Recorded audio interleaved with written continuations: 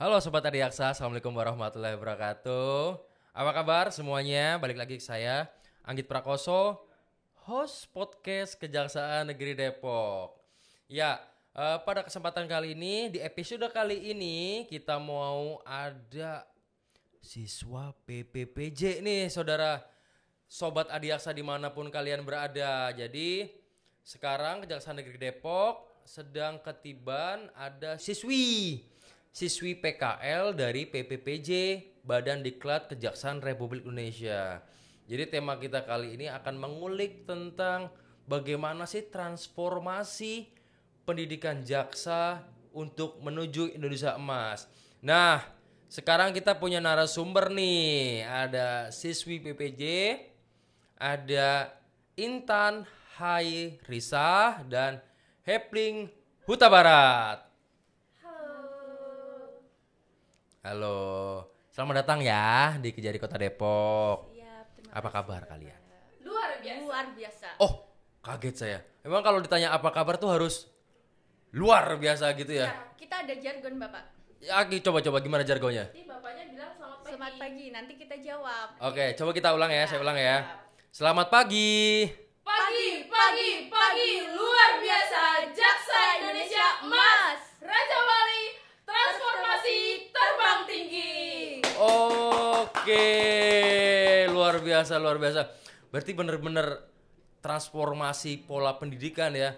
Karena zaman seperti zaman saya dulu sudah baik, tapi dengan kepala badan yang sekarang lebih ditingkatkan jauh lebih baik dan lebih baik untuk menuju pemimpin Indonesia Emas 2045 ya, luar biasa. Salam hormat kami buat Pak Kepala Badan, Bapak Dr. Leo Simanjuntak.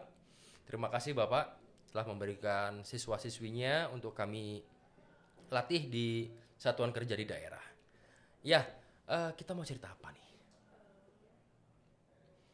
Perkenalan dulu mungkin? Boleh, silakan. Siapa namanya? Oke. Halo Sobat Adiaksa. Halo. Perkenalkan, nama saya Intan Hairisa dari Satuan Kerja Kejaksaan Negeri Morowali, asal domisili dari Mojokerto, Jawa Timur. Siap. Dan saya Hepling Huta Barat. Saya dari Satuan Kerja Kejaksaan Negeri Berau, Kalimantan Timur, asal dari Sumatera Utara. Luar biasa. Dari jauh-jauh ya. Siap. Penempatan di Morowali, asalnya Mojokerto. Penempatan di Kabupaten Berau, Kalimantan Timur, asal dari Sumatera Utara. Dari mana Sumatera Utaranya? Siap, saya asli Sibolga. Sibolga, luar biasa. Jauh ya? Siap. Jauh ya. Sudah berapa lama kalian pendidikan ini? Siap, kita di tanggal 23 kita 2 bulan. 23 ini? Iya, siap. 2 bulan? Siap. Dengan durasi waktu pembelajaran berapa lama itu? Semuanya 4 bulan 2 minggu. 4 bulan 2 minggu. Siap. Oke. Terus bagaimana dengan transformasi pendidikan yang menuju Indonesia Emas 2045, apa sih perbedaannya dibandingkan dengan pendidikan jaksa-jaksa sebelumnya? Baiklah, di sini saya akan menjawab. Nah, Perbedaan sangat mendasar terlihat dari pangkat dulu Bapak. Dulu kan Oh. tahun-tahun sebelumnya pangkat berwarna hitam. iya bener, zaman saya Sobat Adiaksa, pangkat saya itu masih pangkat hitam dengan tulisan PPJ kelas, kemudian angkatan. Kalau yang sekarang jauh lebih berwibawa ya, kalau saya lihat jauh lebih berwibawa sih. Terus perbedaannya apa tuh? Yang kedua, kita juga PKL-nya lebih panjang. Oke. Jadi PKL di Kejaksaan Negeri itu selama 20 hari dan kemudian dilanjutkan PKL di Kejaksaan Agung selama 25 hari. Oke. Untuk pengaplikasian teori yang udah kita dapat, kan 2 bulan awal kita di Badan Diklat itu diberikan teori-teori hukum. Lanjut di pengaplikasiannya langsung saat ini kerja nyata Pak di Kejaksaan Negeri dan Kejaksaan Agung. Oke, bobotnya ada persentasenya, teorinya berapa, terus prakteknya berapa, itu ada presentasinya? Siap, ada 60% untuk praktek dan 40% untuk teori. Oh, berarti teman-teman dengan kurikulum yang diadakan sekarang berarti lebih banyak dititik beratkan pada praktek ya? Siap. Iyalah, karena kan kita dididik untuk bekerja langsung di dunia pekerjaan kan. Karena kita tidak ada kata waktu untuk penyesuaian, tidak ada kata waktu untuk ini. Kita nanti dapat tutup pendidikan, ya kan? Langsung menerima SK penempatan, tidak ada waktu lain untuk belajar lagi. Sudah tidak ada lagi kan, langsung tiba-tiba baru duduk. Nih, jaksa baru dapat SPDP. Jaksa baru dapat surat perintah ini, surat perintah ini, surat perintah ini. Jadi harus kalian siap. Siap ditempatkan di seksi manapun. Siap. Ya kan? Baik itu di intelijen, perdata dan tata usaha negara, pidana umum, pidana khusus. Luar biasa. Luar biasa, luar biasa. Terus dari segi pola asuhnya atau dari segi kurikulum, apa sih yang membedakan untuk PPJ yang sekarang? Kan transformasi nih ya, transformasi pendidikan jaksa menuju Indonesia Emas 2045. Apa sih yang paling membedakan itu? Pertama di bagian penambahan mata pelajaran yang lain, salah satunya adalah ESQ. Jadi kita Jadi ada emotional buildingnya iya, ya. Benar. Karena harapannya kita akan menjadi jaksa yang Grand Y. Jaksa yang mengutamakan integritas. Serta hati nurani dalam bekerja. Berarti sesuai dengan arahan Pak Jaksa Agung ya. Siap. Karena menurut beliau Pak Jaksa Agung, kita sudah belajar dan semua itu kembali kepada hati nurani. Siap. Keadilan tertinggi adalah ada di hati nurani, tidak ada dalam buku ya. Siap. Mungkin itu yang dimaksudkan oleh Pak Jaksa Agung, kemudian diaplikasikan di pola pendidikan yang sekarang ya. Luar biasa. Terus ada cerita apa lagi nih di PPJ yang baru-baru? Karena kebetulan Sobat Audiaksa, kami ini PPJ kebetulan saat COVID. Jadi kami full dididik melalui sarana online. Jadi kami tidak pernah tatap muka dengan satu dan yang lainnya. Jadi kita ya, saya bilang adik-adik kali ya. Adik-adik ya. Saya itu PPJ, saya depan laptop. Kalau kalian kan punya banyak pengalaman kan, kemana punya segudang pengalaman lah, segudang cerita di badan diklat. Kalau saya hanya di depan laptop karena situasi dan kondisi saat itu tidak memungkinkan. COVID sedang tinggi-tingginya, sedangkan kebutuhan jaksa terus meningkat. Jadi mau tidak mau di tahun itu harus diselenggarakan pendidikan jaksa. Oleh sebab itu, pimpinan badan diklat saat itu mengambil langkah yang pasti tetap terselenggara melalui sarana virtual atau online gitu. Kalau yang sekarang coba ceritakan gimana sih pengalaman kalian? Sebenarnya selain adanya ESQ, kita juga ada tambahan tentang keagamaan, Bapak. Jadi setiap Jumat ketika laki-laki itu sholat untuk Jumatan, kemudian untuk yang perempuan biasanya diberikan ceramah-ceramah oleh ustazah. Kemudian yang Kristen ada sendiri, yang Hindu ada sendiri, seperti itu Bapak, untuk memupuk keagamaan kita agar lebih yakin pekerjaan kita itu berdasarkan Tuhan yang Maha Esa. Betul, sesuai trikrama kita kan. Iya. Kita berdasarkan ketuhanan yang Maha Esa ya. Siap. Jadi bagaimana kita akan memupuk rasa integritas kita kalau kita lupa dengan siapa Tuhan kita. Kalau kita sudah ingat dengan Tuhan kita kan pasti akan kita melakukan perbuatan-perbuatan tercela kan kita ingat, oh kita dilihat oleh Tuhan. Siap. Luar biasa sih. Kalau boleh saya jujur, saya iri loh. Saya iri bener. Apakah mau diulang lagi? Memang, tapi ya, kalau untuk sekarang, karena saya nggak pernah merasakan PPJ langsung gitu ya, saya pengen, tapi hanya untuk hahinya aja, ya kan? Kalau untuk tindakan disiplinnya, penegakan disiplinnya, terus pengulang mata pelajaran, aduh kayaknya nanti deh ya. Tapi kalau untuk kumpul dengan satu angkatan PPJ terus dididik di diklat gitu ya, supaya kita menumbuhkan jiwa korsa, saya mau, bener saya mau. Saya kan pengen kayak kalian gitu loh. Saat nanti udah dapat surat keputusan penempatan, terus kemudian berapa tahun kemudian, berapa tahun, kemudian kalian mengingat memori-memori itu. Dulu ya zaman kita PPJ-nya begini. Betul, Sedangkan zaman PPJ saya ceritanya ya hanya dulu jaringan kami terputus karena mati listrik, tapi semua itu pasti punya cerita dan semua pasti punya hal-hal lucu lah. Apa sih hal-hal lucu kalian di PPJ? untuk hal-hal yang lucu mungkin. Ini kan tadi kita cerita serius nih, ya kan? Cerita kurikulum, cerita apa? Coba kita cerita kehidupan lain deh. Kita kan punya jadwal yang harus diikuti ya, pagi, siang, dan malam. Kita punya jadwal apel. Jadi kita inisiatif aja nih, setiap orang yang paling lama ditunggu di barisan nih, kita suruh dia nyanyi kalau telat. Kita suruh push up kalau telat. Karena ya kita udah baris semua nih. Iya kan? Iya. Dongkol nih kita kan, capek nunggu. Terus ada yang ele-elean. Sembari kita lucu-lucuan merefreshing diri, ya kita juga mendisiplinkan teman kita sendiri kan. Ya tapi kan niat kalian kan hanya untuk ya seru-seruan aja kan, seru-seruan aja, bukan untuk lu sih telat jadi gua gini-gini, enggak kan. Pasti buat lucu-lucuan biar dia tuh besok-besok gak telat lagi. Iya benar. Nggak telat sejam, telatnya sebentar aja, enggak, canda.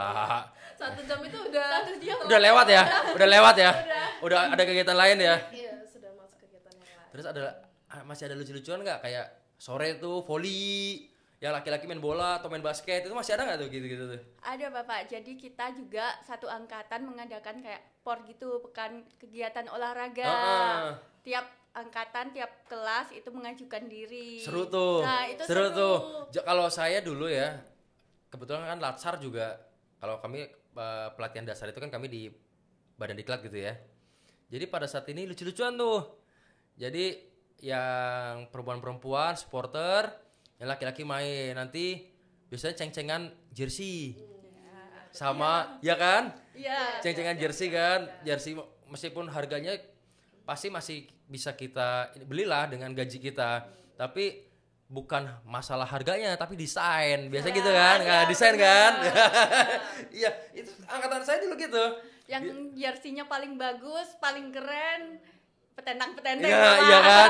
Kalau yang jersey cuma ya ala kadarnya gitu kan, dicengin ya gimana mau main. Jangan salah juga loh, ada loh teman kita yang belum berencana buat jersey. Jadi setelah melihat teman-teman yang lain nih, mau pesan hari itu biar datang besok. Karena diceng-cengin Bapak. Iya, itu seru banget. Itu loh, hal-hal itu yang saya nggak dapat di PPJ waktu itu. Ya kan, saya nggak dapat hal gitu. Itu kan hal-hal yang menumbuhkan rasa kekeluargaan, rasa ini. Kan, pasti kan ceng-cengan biasa antar teman itu kan nggak mungkin loh nanti efeknya menjadi dendam, ribut dan segala macam, kan enggak, karena selesai di situ aja ceng-cengan, rame kan gitu. Jadi punya cerita. Terus apa lagi tuh? Cerita-cerita lain selain yang kalian alami di sana. Nah, kita itu kan berasal dari, kebetulan kita satu kelas itu perempuan 39 orang. Jadi Sebentar. Jadi kalian itu satu kelas diisi oleh satu jenis kelamin yang sama? Siap. Oh, homogen ya? Siap. Oh, gitu. Iya. Tujuannya hanya untuk biar temen yang perempuan lebih kompak lagi. Dibedain hanya karena itu aja, bukan karena. Iya, berarti gitu kan? Berarti supaya fokus belajar itu tetap pada tujuan, tidak ada lagi. Kalau misalkan heterogen kan mungkin kadang-kadang ada yang iseng, ada yang apa gitu. Karena biasanya kalau heterogen itu lebih laki-lakinya yang aktif Bapak, perempuannya itu mungkin mengikuti apa kata laki-laki. Betul. Nah, ketika sekarang sudah perempuan dan laki-laki, kita sama-sama aktif nih, perempuan juga bersaing, iya juga bersaing sendiri. Berarti persaingan sehat ya? Iya, persaingan sehat. Jadi kalian itu bisa menumbuhkan apa ya, intelijensia kalian, punya pemikiran kreatif kalian tanpa terkukung udahlah yang lain aja. Jadi seperti punya daya saing positif ya. Keren. Ya saya pengen begitu, tapi gak mau diulang. Tapi kalau untuk disuruh PBB bolehlah, guling-guling bolehlah, kalau untuk itu meningkatkan jiwa korsa bolehlah. Tapi guling-guling itu hal wajib Pak dalam PPPJ. Itu saya juga pernah mengalami. Karena itu untuk apa? Mendidik kita. Kita kan sudah diseragamkan menggunakan uniform, kita kan harus menjaga marwah kita, dan kita juga harus menjaga disiplin kita kan gitu.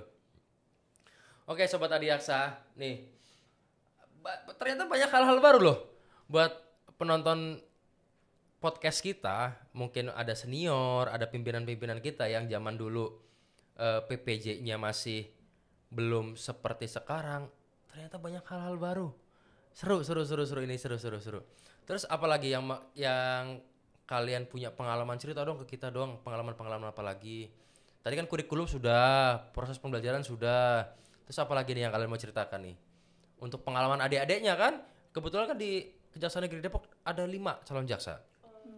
Itu kan nanti bakal menjadi junior kalian nih, atau bahkan yang sekarang sudah PNS tapi masih menunggu antrian untuk dipanggil pendidikan. Itu bagaimana coba ceritakan ke adik-adiknya di sana.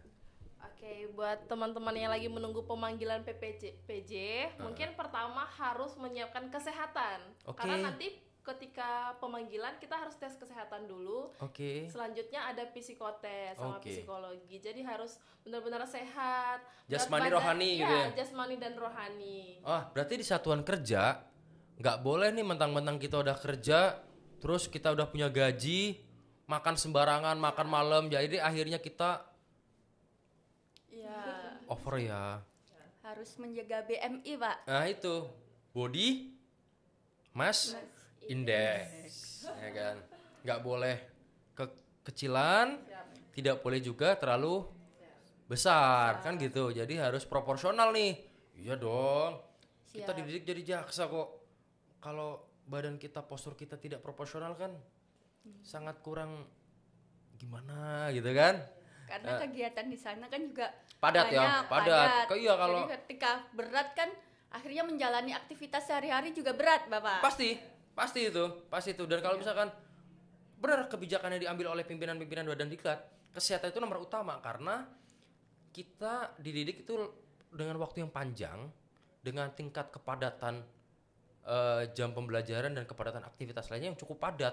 Jadi kalau kita tidak kuat secara fisik, baik itu kesehatan maupun mental, itu akan berpengaruh pada diri kita sendiri kan gitu. Nanti bisa mengakibatkan kerugian bagi teman-temannya atau dan segala macam, ya bagi dirinya dia kan rugi juga, iya kan? Ya. Oke, terus apa lagi nih cerita-ceritanya nih? Untuk pembelajaran nih yang seru-seru nih, katanya yang saya dengar pola pembelajaran sekarang lebih karena ke praktek. Jadi pengajar-pengajarnya itu Widya Iswara itu lebih banyak sekarang diarahkan ke bidang-bidang teknis ya. Misalkan pembelajaran intelijen diisi oleh dari senior-senior kita di Jaksa Agung Muda Intelijen. Di Datun seperti itu, di Pidum seperti itu ya, katanya begitu ya? Ya, siap Bapak, betul. Jadi memang kita teorinya kan mungkin kita sudah peroleh di perkuliahan. Oke, betul. Jadi gimana kejaksaan ini bekerja dalam bidang intelijen itu sendiri, perdata dan tata usaha negara, Pidum dan Pitsus. Jadi penerapannya dijelaskan, untuk teorinya kita sudah memahami sebelumnya, Bapak. Luar biasa. Jadi beruntunglah kalian bisa mendapatkan teori dan praktek secara keseimbangan. Saat nanti kalian sudah di satuan kerja, udah kalian tinggal it's so easy man, ya kan? Ini sudah pernah dipelajarin di waktu diklat, ya nggak? Siap. Oke, ada lagi? Sebelum itu kami mau menjelaskan, jadi kita angkatan 82 gelombang 1 ini mempunyai nama angkatan baru pertama kali. Untuk pertama kalinya. Oh iya? Dibuatkan oleh Bapak Kepala Badan Diklat. Apa itu nama angkatan kalian? Raja Wali. Raja Wali? Ya. Apa tuh filosofinya Raja Wali itu?